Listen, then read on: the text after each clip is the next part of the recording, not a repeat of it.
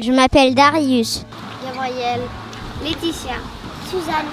Oliver Barrier. Michael Beloglazov. Yadouraj. Katie Paladin. Léonide. Je m'appelle Joseph Callen et c'est ma sœur Poupie. Je m'appelle Julia. Je m'appelle Jasmine. Valentin. Laetitia. Martin. Pépéine. Rodi. Jérôme Aman. Antoine. Alphonse. Je parle deux langues couramment, le français et l'anglais, et j'apprends l'espagnol. Portugais, français, espagnol. Polonais et français. Je parle espagnol, français, portugais et un peu d'anglais. Polonais, français.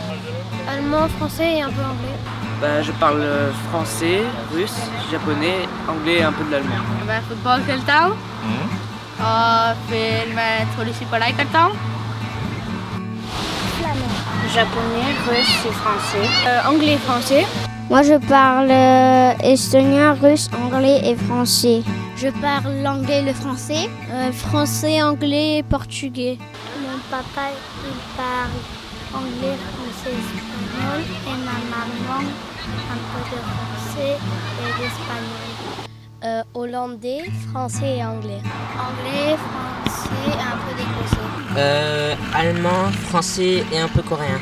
Alors pour moi, ce qui est vraiment intéressant avec le travail de Franck, c'est que ça répond à un véritable besoin, un questionnement de la part de beaucoup de parents, d'enfants bilingues ou plurilingues.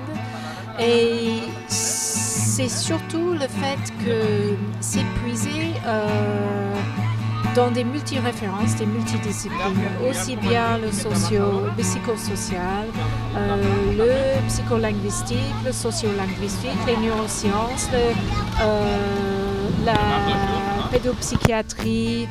Ça t'apporte quoi justement au quotidien de parler toutes ces langues? Je sais pas, d'un côté ça enrichit et de l'autre pour moi c'est naturel quoi. J'ai des parents, mon père russe et ma mère japonaise, donc c'est un peu mon quotidien. Après, le français j'en ai un peu besoin vu que je vis en France. Ça m'importe que je peux parler avec plus de gens et connaître plus de culture. Qu'est-ce que ça t'apporte au quotidien? Parce que je peux me communiquer plus facilement. Ça m'apporte de parler à ma famille. एक बार मैं मोटरसाइकिल पे बैठ के जा रहा था. Well, I can understand more people because if I only spoke one language, I wouldn't understand as many people. Ça me permet de parler à plusieurs personnes parce que comme je suis à une école très spéciale, il y a beaucoup de personnes qui ne parlent pas français. Et donc du coup j'essaye de parler en anglais ou j'essaie de me débrouiller pour parler avec eux et je trouve ça génial. И отвечать, например, когда я на гол хожу, тогда я, например, могу ловить мяч. Je parle plusieurs langues parce que quand j'étais petite, j'habitais en Angleterre et nos parents ils pensaient qu'on allait déménager en France. Alors notre maman nous a appris le français, puis on a déménagé en France. Le français, le portugais, je l'ai appris quand j'étais dans le ventre de ma maman parce que j'entendais, mais l'anglais, j'ai appris il y a 2 ans. Ça sert à avoir plus de copains, à parler plusieurs langues, à parler à plusieurs personnes. Si me permet, sì, perché posso capire 2 lingue. Nein, nicht so, weil es sehr schwer ist. Ils peuvent se parler entre eux, une langue ou l'autre.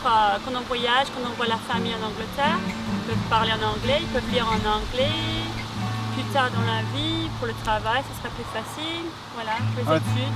I think it's good as well because they know there's 2 ways, because you speak 2 languages, there's 2 ways of doing things, and they understand that there's other ways of doing things, it's not just one way.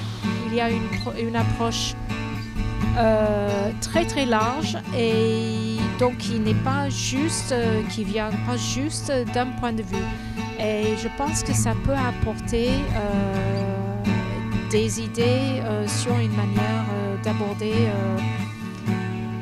le bilinguisme, le polylinguisme pour les enfants. Tu préfères parler dans quelle langue toi?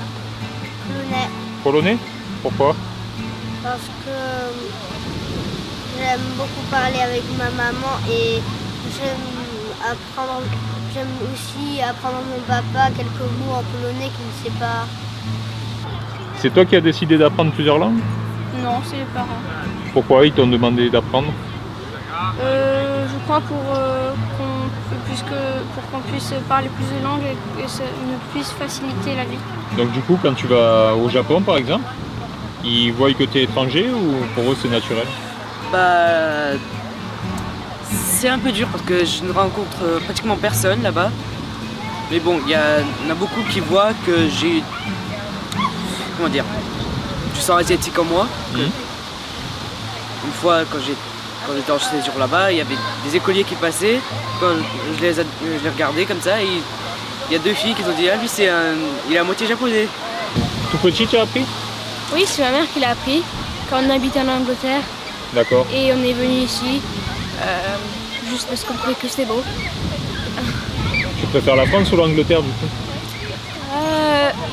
La France, mais la famille me manque. Ah ouais? Oui. À l'école, ça se passe comment? Bah, normal. Je parle français comme tous les autres. Ouais. Et, bon, j'ai quelques petits admirateurs qui voudraient bien apprendre le japonais auprès de moi. Pourquoi ils veulent apprendre le japonais? Bah, ils sont fans un peu, ils dessinent beaucoup de mangas et ils en ont besoin. Nella mia famiglia si parla sia francese sia l'italiano. Also wir reden Deutsch und Französisch. Well, I speak French with my father and I speak English with my mother and my friends. Et avec ton papa, tu parles en quelle langue? En français, Et avec ta maman? un peu de moi. Alors, tu me les dis pas, mais dans quelle langue tu connais le plus de gros mots?